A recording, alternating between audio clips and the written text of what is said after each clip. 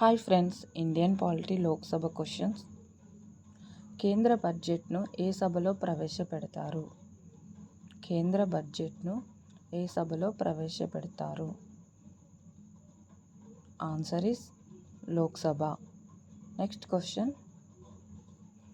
భారత పార్లమెంటు రెండు సమావేశాల మధ్య గరిష్టంగా ఎంత కాలం ఉంటుంది?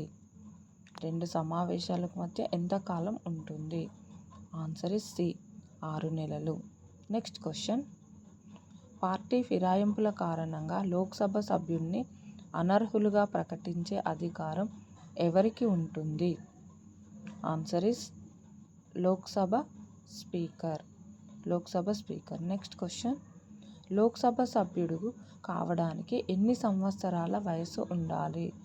లోక్సభ సభ్యునికి అర్హత గల వయస్సు. ఆన్సర్ ఇస్ 25 ఇయర్స్, 25 సంవత్సరాలు. Next question.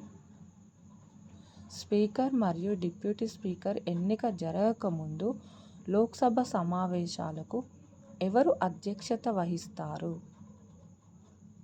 Answer is pro tem speaker. Next question. వార్షిక బడ్జెట్ను పార్లమెంటుకు సమర్పించే ముందు లోక్సభలోని ఏ కమిటీ పరిశీలిస్తుంది? ఆన్సర్ ఇస్ అంచనాల కమిటీ పరిశీలిస్తుంది. Next question. లోక్సభ సభ్యుని పదవీ కాలము ఎన్ని సంవత్సరాలు? లోక్సభ సభ్యునికి పదవీ కాలము ఎన్ని సంవత్సరాలు?